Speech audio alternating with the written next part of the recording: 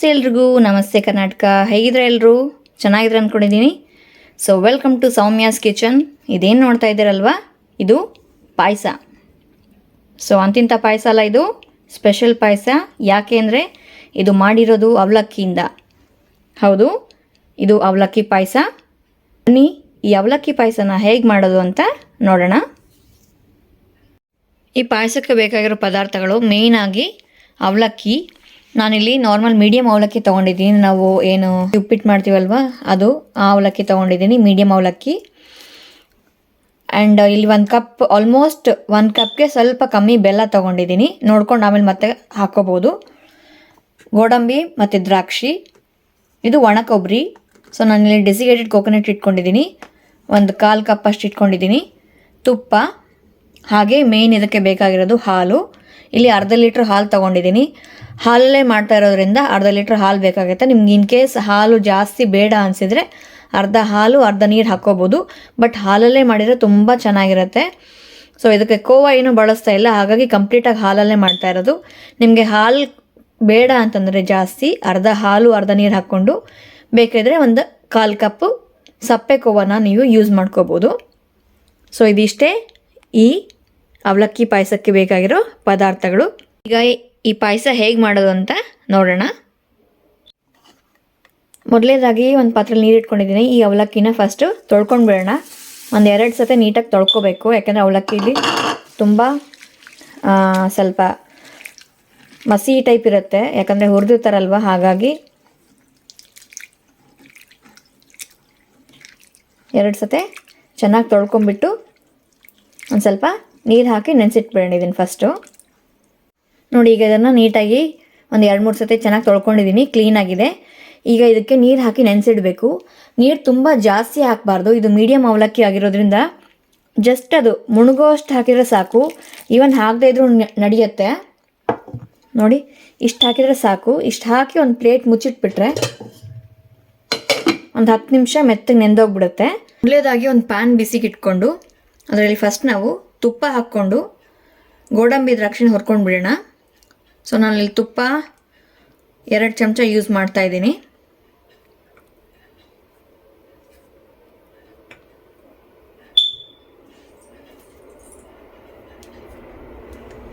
ತುಪ್ಪ ಒಂಚೂರು ಬಿಸಿ ಆಗಿದ ತಕ್ಷಣ ಫಸ್ಟ್ ನಾವು ಗೋಡಂಬಿನ ಹುರ್ಕೋಬೇಕು.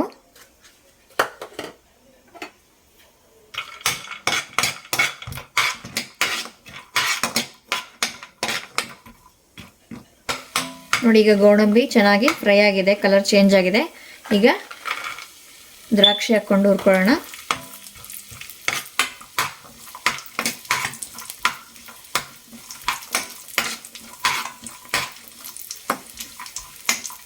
ಈ ಪಾಯಸ ನನ್ನ ಮಗಳಿಗೆ ತುಂಬ ಇಷ್ಟ, ನಮ್ಮ ಸನ್ನಿಧಿಗೆ. ಅವಲಕ್ಕಿ ಪಾಯಸ, ಇದನ್ನು ಕೃಷ್ಣನ ಪಾಯಸ ಅಂತ ಕರಿತೀವಿ, ಯಾಕಂದರೆ ಕೃಷ್ಣನಿಗೆ ತುಂಬ ಪ್ರಿಯವಾದ ಪಾಯಸ ಇದು ಅವಲಕ್ಕಿ ಪಾಯಸ, ಹಾಗಾಗಿ ಕೃಷ್ಣನ ಪಾಯಸ. ಸೊ ಇದು ಈಗ ಆಗಿದೆ, ಇದನ್ನು ಒಂದು ಬಟ್ಲಿಗೆ ತಗೊಂಬಿಡೋಣ.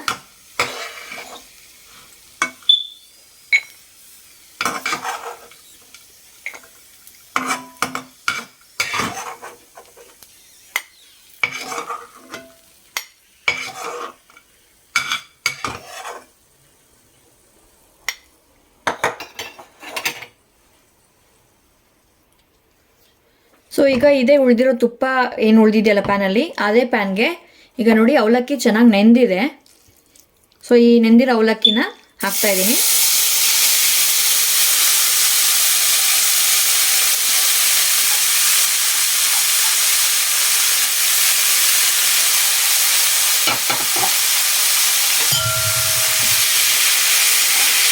ಇದನ್ನೊಂಚೂರು ಸ್ವಲ್ಪ ಫ್ರೈ ಮಾಡ್ಕೊಳ್ಳೋಣ ತುಪ್ಪದಲ್ಲಿ.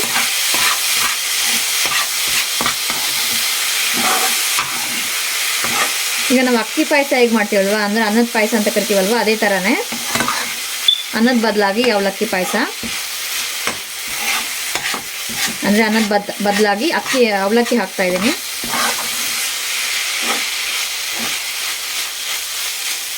ಹಾಲನ್ನು ಕಾಯೋದಷ್ಟೇ ಬಾಕಿ, ನಮ್ಮ ಮಿಕ್ಕಿದೆಲ್ಲ ಪಟ ಅಂತ ಬೇಗ ಆಗಿಬಿಡುತ್ತೆ.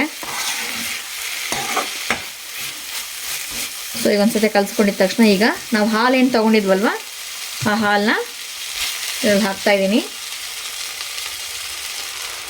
ಫಸ್ಟ್ ಒಂದು ಅರ್ಧ ಹಾಕಿ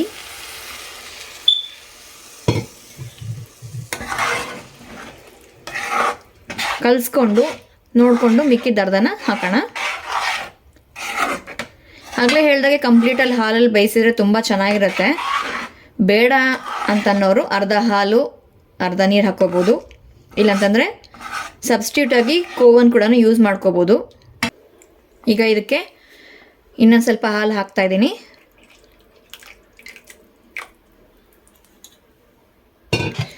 ಇದನ್ನು ಮೀಡಿಯಮ್ ಫ್ಲೇಮಲ್ಲಿ ಇಟ್ಟೆ ಕುದಿಸ್ಬೇಕು.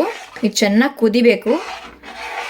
ಸೊ ಹಾಲು ಚೆನ್ನಾಗಿ ಮರಳಿ ಅದರಲ್ಲಿ ಈ ಅವಲಕ್ಕಿ ಚೆನ್ನಾಗಿ ಬೇಯಬೇಕು. ಅಂದ್ರೇ ಅದು ನೀಟಾಗಿ ಹಾಲೆಲ್ಲ ಚೆನ್ನಾಗಿ ಕುಡಿದಿರುತ್ತೆ ಅವಲಕ್ಕಿ. ಸೊ ತಿಂದಾಗ ಟೇಸ್ಟ್ ತುಂಬಾ ಚೆನ್ನಾಗಿರುತ್ತೆ. ಸೊ ಹಬ್ಬಗಳಲ್ಲಿ ರೊಟೀನಾಗಿ ನಾರ್ಮಲ್ ಶಾವಿಗೆ ಪಾಯಸ, ಬೇರೆ ಬೇರೆ ಪಾಯಸ ಎಲ್ಲ ಮಾಡ್ತಾ ಇರ್ತೀವಲ್ವಾ. ಸೊ ಅದ್ರ ಬದಲಾಗಿ ಇದು ಒಂಥರ ಡಿಫ್ರೆಂಟ್ ಆಗಿರುತ್ತೆ. ಟ್ರೈ ಮಾಡಿ.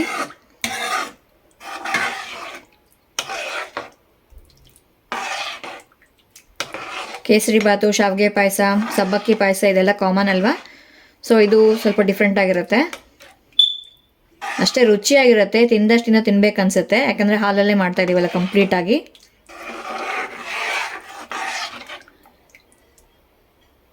ಈಗ ಇದನ್ನು ಒಂದು ಲಿಡ್ ಇಟ್ಬಿಟ್ಟು ಕ್ಲೋಸ್ ಮಾಡಿಬಿಡೋಣ. ಈಗ ಒಂದು ತಟ್ಟೆ ಮುಚ್ಚಿಟ್ಟಿದ್ದೀನಿ. ಸೊ ಒಂದು 5 ನಿಮಿಷ ಆಗಿದ ತಕ್ಷಣ ಮತ್ತೆ ತೆಗೆದು ನೋಡೋಣ. ಯಾಕಂದರೆ ಹಾಲಲ್ಲಿ ಮಾಡ್ತಾ ಇದೀವಲ್ವ, ಸೊ ತಳ ಹಿಡಿಯೋ ಚಾನ್ಸಸ್ ಇರುತ್ತೆ. ಸೊ ಒಂದು 5 ನಿಮಿಷ ಬಿಟ್ಟು ಮತ್ತೆ ಆಗಿದೆಯಲ್ಲ ಅಂತ ಚೆಕ್ ಮಾಡೋಣ. ಈಗ 5 ನಿಮಿಷ ಆಗಿದೆ. ಒಂದು ಸತಿ ಚೆಕ್ ಮಾಡೋಣ. ನೋಡಿ ಚೆನ್ನಾಗಿ ಮರಳ್ತಾ ಇದೆ ಹಾಲು.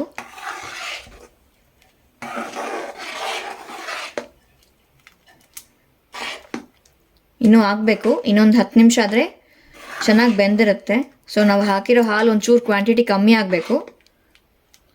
ಸೊ ನೀವು ಕೇಳ್ಬೋದು ಹಾಲನ್ನ ಚೆನ್ನಾಗಿ ಮರಳಿಸ್ಬಿಟ್ಟು ಅವಲಕ್ಕಿ ಹಾಕ್ಬಿಟ್ರೆ ಆಯ್ತಲ್ವಾ ಅಂತ. ಬಟ್ ಅದು ಚೆನ್ನಾಗಿರೋದಿಲ್ಲ. ಏನಂತಂದರೆ ಹಾಲನ್ನ ಮರಳಿಸ್ಬಿಟ್ಟು ಅವಲಕ್ಕಿಯಲ್ಲಿ ಹಾಕಿ ಕಲಿಸ್ದಾಗ ಏನಾಗುತ್ತೆ ಅಂದರೆ ಅವಲಕ್ಕಿ ಮತ್ತು ಹಾಲಿಗೆ ಏನಂದರೆ ಚೆನ್ನಾಗಿ ಅದು ಕಂಬೈನ್ ಆಗೋದಿಲ್ಲ.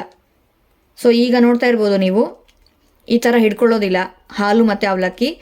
ಸೊ ಹಾಲು ಮರಳಿಸಿರೋ ಹಾಲು ಮತ್ತು ಅವಲಕ್ಕಿ ಕಲಿಸ್ದಾಗ ಏನಾಗುತ್ತೆ, ಅವಲಕ್ಕಿನೇ ಸಪ್ರೇಟ್ ಆಗುತ್ತೆ, ಹಾಲೇ ಸಪ್ರೇಟ್ ಆಗುತ್ತೆ. ಚೆನ್ನಾಗಿ ಬೈಂಡ್ ಆಗಬೇಕು. ಅವಲಕ್ಕಿ ಮತ್ತು ಹಾಲು ಎರಡೂ ಚೆನ್ನಾಗಿ ಒಂದರಲ್ಲಿ ಒಂದು ಚೆನ್ನಾಗಿ ಬೆರೆತ್ಕೊಳ್ಬೇಕು. ಅದರಲ್ಲೇ ಬೆಂದರೆ ಅದರ ಟೇಸ್ಟ್ ಬೇರೆಯೇ ಇರುತ್ತೆ. ಹಾಗಾಗಿ ಹಾಲನ್ನೇ ನಾವು ಕುದಿಸ್ಬೇಕು. ಸೊ ಇನ್ನೊಂದು 5 ನಿಮಿಷ ಆಗಲಿ. ಈಗ ಇನ್ನೂ 5 ನಿಮಿಷ ಆಗಿದೆ. ಈಗ ಚೆಕ್ ಮಾಡೋಣ. ನೋಡಿ ಈಗ ಕರೆಕ್ಟಾಗಿದೆ. ನೀವು ನೋಡ್ತಾ ಇರ್ಬೋದು ನಾವು ಹಾಕಿರೋ ಹಾಲು ಕ್ವಾಂಟಿಟಿನೂ ಕಮ್ಮಿ ಆಯಿತು ಸ್ವಲ್ಪ. ಆ್ಯಂಡ್ ಅವಲಕ್ಕಿದು ಮತ್ತು ಹಾಲ್ದು ಹದ ನೋಡ್ತಾ ಇದ್ದರೆ ಗೊತ್ತಾಗ್ತಿರ್ಬೋದು ನಿಮಗೆ. ಚೆನ್ನಾಗಾಗಿದೆ. ಒಳ್ಳೆ ಅನ್ನದ ಥರನೇ ಕಾಣ್ತಾ ಇದೆ. ಸೊ ಈಗ ಪರ್ಫೆಕ್ಟಾಗಿದೆ. ದಯವಿಟ್ಟು ಈ ಕುದಿಯೋ ಟೈಮಲ್ಲಿ ಲೋ ಫ್ಲೇಮಲ್ಲಿ ಇಟ್ಬಿಡಿ. ಯಾಕಂದರೆ ಇದು ಹಾಲಲ್ವಾ, ಸೊ ಸಿಡಿಯೋ ಚಾನ್ಸಸ್ ತುಂಬ ಇದೆ. ಅಂದರೆ ಕುದಿಬೇಕಾದ್ರೆ ಅದು ಸಿಡಿಯೋ ಚಾನ್ಸಸ್ ಇರುತ್ತೆ. ಹಾಗಾಗಿ ಲೋ ಫ್ಲೇಮಲ್ಲಿ ಇಟ್ಕೊಂಡು ಇದನ್ನು ಬೇಯಿಸ್ಕೊಳ್ಳಿ. ಸೊ ಹಾಲು ನೀಟಾಗಿ ಅಬ್ಸರ್ವ್ ಆಗಿದೆ ಅವಲಕ್ಕಿಯಲ್ಲೆಲ್ಲ. ಈಗ ನಾವು ಲಾಸ್ಟ್ ಬೆಲ್ಲ ಹಾಕಬೇಕು. ಈಗ ನಾನಿಲ್ಲಿ 3/4 ಕಪ್ ಬೆಲ್ಲ ತೊಗೊಂಡಿದ್ದೀನಿ. ಆ್ಯಂಡ್ ಅವಲಕ್ಕಿ ಮೆಜರ್ಮೆಂಟ್ ಹೇಳಬೇಕಂದ್ರೆ ಈ ಕಪ್ಪಿಂದ ನಾನು 1.5 ಕಪ್ ತೊಗೊಂಡಿದ್ದೀನಿ ಅವಲಕ್ಕಿನ. ಸೊ 1.5 ಕಪ್ ಅವಲಕ್ಕಿಗೆ ನಾನು 3/4 ಕಪ್ ಬೆಲ್ಲ ಹಾಕ್ತಾಯಿದ್ದೀನಿ. ಇದು ಆ್ಯಕ್ಚುಲಿ ಸ್ವಲ್ಪ ಸಿಹಿ ಇದೆ ಬೆಲ್ಲ, ಹಾಗಾಗಿ 3/4 ಕಪ್ ತೊಗೊಂಡಿದ್ದೀನಿ. ನೀವು ಯೂಸ್ ಮಾಡೋ ಬೆಲ್ಲ ಯಾವ ಥರ ಇರುತ್ತೆ ಅದು ನೋಡ್ಕೊಂಡು ಅದ್ರ ತಕ್ಕಂಗೆ ನೀವು ಮೆಜರ್ಮೆಂಟ್ ಹಾಕ್ಕೊಳ್ಳಿ. ಸಕ್ಕರೆ ಕೂಡ ಹಾಕೋಬೋದು ಬೇಕಂದರೆ, ಬಟ್ ನನ್ನ ಮಕ್ಕಳಿಗೆ ಮಾಡ್ತಾ ಇರೋದ್ರಿಂದ ಸ್ವಲ್ಪ ಬೆಲ್ಲನೇ ಪ್ರಿಫರ್ ಮಾಡ್ತೀನಿ.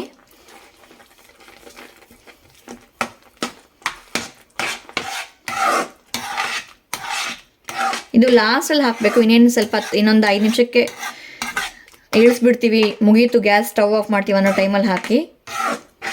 ಯಾಕಂದರೆ ಕೆಲವೊಂದು ಬೆಲ್ಲ ಹಾಲಲ್ಲಿ ಮಿಕ್ಸ್ ಆದಾಗ ಒಡೆಯೋ ಚಾನ್ಸಸ್ ಇರುತ್ತೆ. ಅದು ಬೆಲ್ಲದ ಮೇಲೆ ಡಿಪೆಂಡು. ಎಲ್ಲ ಬೆಲ್ಲ ಆ ಥರ ಆಗೋದಿಲ್ಲ, ಕೆಲವು ಬೆಲ್ಲದ ಮೇಲೆ ಡಿಪೆಂಡ್ ಆಗುತ್ತೆ. ಸೊ ಅಕಸ್ಮಾತಾಗಿ ಹಾಕಿ ಕುದಿಸಿದ ಮೇಲೆ ಅದು ಒಡೆದ್ರೂ ಏನಾಗಲ್ಲ, ಅದು ಒಂಥರ ಟೇಸ್ಟ್ ಚೆನ್ನಾಗಿರುತ್ತೆ, ಒಂಥರ ಬಾಸುಂದಿ ಫ್ಲೇವರ್ ಬರುತ್ತೆ. ಸೊ ನೋಡಿ ಒಳ್ಳೆ ಕಲರ್ ಬಂತು. ಸೊ ಬೆಲ್ಲ ಯಾಕೆ ಪ್ರಿಫರ್ ಮಾಡಬೇಕಂದ್ರೆ ಇದು ಈ ಕಲರ್ಗೋಸ್ಕರನೇ ಬೆಲ್ಲ ಹಾಕಬೇಕು.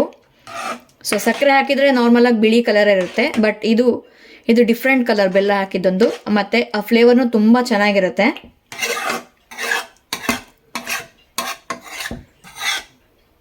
ಈ ಅವಲಕ್ಕಿ ಪಾಯಸ ನಾನು ಫಸ್ಟ್ ಮಾಡಿದ್ದು ಯಾವಾಗ ಅಂತಂದರೆ 2019 ಸೊ ಕೋವಿಡ್ ಟೈಮ್. ಆವಾಗ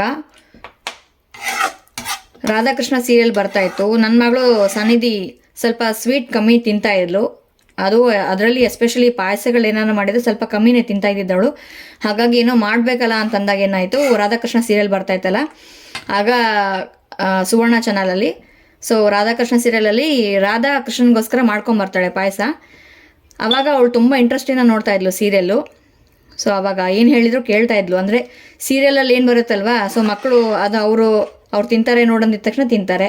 ಸೊ ಆವಾಗ ಕೃಷ್ಣನ ನೋಡು ಅವಲಕ್ಕಿ ಪಾಯಸ ಕೃಷ್ಣನ ಫೇವ್ರೆಟ್, ಅದು ತಿಂದರೆ ಶಕ್ತಿ ಬರುತ್ತೆ, ಹೆಲ್ದಿಯಾಗಿರ್ತೀಯ ಅಂತಂದಾಗ ಆವಾಗ ಅವಳು ಇಷ್ಟಪಟ್ಲು ಅಂಥೇಳಿ ಅವಾಗ ಮಾಡಿದೆ. ಅವಾಗಿಂದ ತಿಂತಾ ಇದ್ದಾಳೆ. ಈಗ ಇದಕ್ಕೆ ಒಂದು ಸ್ವಲ್ಪ ಒಣಕೊಬ್ಬರಿ, ನಾನಿಲ್ಲಿ ಡೆಸಿಕೇಟೆಡ್ ಕೋಕೋನಟ್ ಯೂಸ್ ಮಾಡ್ತಾ ಇದ್ದೀನಿ. ನೀವು ನಾರ್ಮಲಾಗಿ ಒಣಕೊಬ್ಬರಿ ತುರಿ ಹಾಕ್ಕೋಬೋದು, ಸ್ವಲ್ಪ ಹಾಕ್ಕೊಳ್ಳಿ.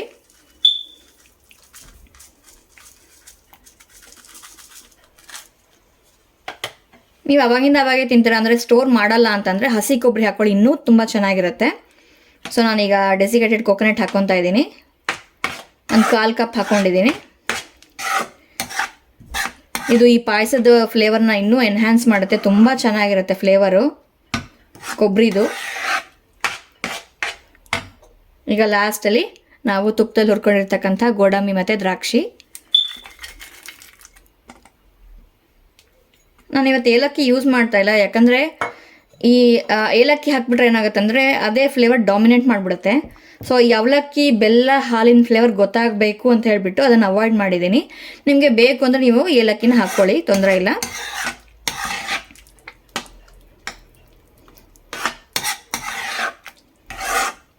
ಈ ಫ್ಲೇವರ್ ಸವಿಬೇಕಂತ ನಾನು ಏಲಕ್ಕಿನ ಸ್ಕಿಪ್ ಮಾಡಿದ್ದೀನಿ.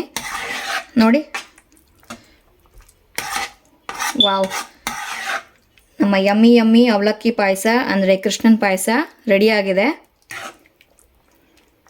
ಇದು ಹಾರ್ಡ್ಲಿ ನನಗೆ 10 ನಿಮಿಷನ ತೊಗೊಂಡಿರೋದು. ಸೊ ತುಂಬಾ ಈಸಿ. ಯಾರಾದರೂ ಮನೆಗೆ ಗೆಸ್ಟ್ ಬಂದರು ಸಡನ್ನಾಗಿ ಏನಾದರೂ ಮಾಡಿಕೊಡ್ಬೇಕು ಅಂದಾಗ ಇದನ್ನು ಮಾಡ್ಬೋದು. ಅಥವಾ ಯಾರಿಗಾದರೂ ನೀವು ಮನೆಗೆ ಕರೆದಾಗ ಲಂಚ್ಗೆ ಅಥವಾ ಡಿನ್ನರ್ಗೆ ಇನ್ವೈಟ್ ಮಾಡಿದಾಗ ರೆಗ್ಯುಲರಾಗಿ ಮಾಡ್ತಕ್ಕಂಥ ಪಾಯಸ ಬೋರ್ ಆಗಿರುತ್ತೆ. ಸೊ ಈ ಥರ ಒಂದು ಹೊಸ ರೆಸಿಪಿನ ಟ್ರೈ ಮಾಡಿ, ಅವರು ಇಷ್ಟಪಡ್ತಾರೆ, ನಿಮಗೂ ಖುಷಿಯಾಗುತ್ತೆ ಆ್ಯಂಡ್ ಖಾಲಿ ಕೂಡ ಆಗುತ್ತೆ. ಸೊ ಇದು ಬಿಸಿ ಆದರೂ ತಿನ್ಬೋದು. ಇಲ್ಲ ಅಂತಂದರೆ ನೀವು ಡಿನ್ನರ್ಗೆ ಬೇಕಂದರೆ ಬೆಳಗ್ಗೆ ಮಾಡಿದಾಗ ಅದೊಂದು ಸ್ವಲ್ಪ ತಣ್ಣಗಾದ್ಮೇಲೆ ಫ್ರಿಜ್ಜಲ್ಲಿ ಇಟ್ಕೊಂಡು ಡೆಸರ್ಟ್ ಥರ ತಣ್ಣಂದಾದರೂ ತಿನ್ಬೋದು. ಎರಡೂ ತುಂಬ ಚೆನ್ನಾಗಿರುತ್ತೆ.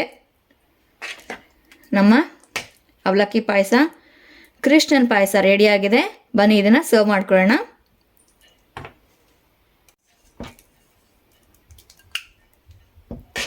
ಘಮ್ ಅಂತ ವಾಸನೆ ಬರ್ತಾ ಇದೆ. ತುಪ್ಪದ್ದು ಜೊತೆಗೆ ಬೆಲ್ಲದ್ದು, ಎಸ್ಪೆಷಲಿ ಬೆಲ್ಲದ ವಾಸನೆ ಅಂದರೆ ಬೆಲ್ಲದ ಘಮ ತುಂಬ ಚೆನ್ನಾಗಿ ಬರ್ತಾ ಇದೆ.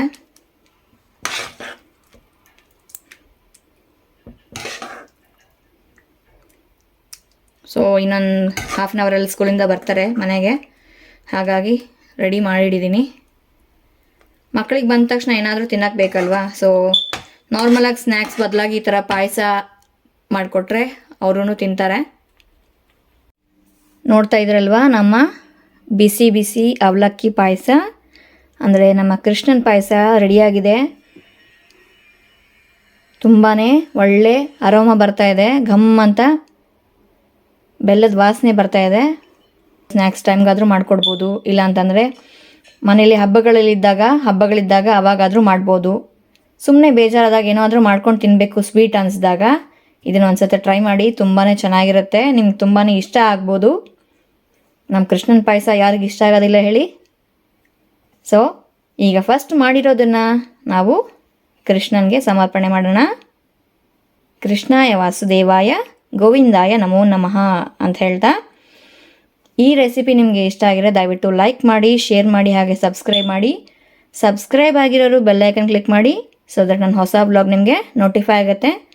ಮತ್ತೆ ಮುಂದಿನ ಬ್ಲಾಗಲ್ಲಿ ಸಿಗೋಣ. ನಮಸ್ತೆ ಎಲ್ರಿಗೂ. ನಮಸ್ತೆ ಕರ್ನಾಟಕ.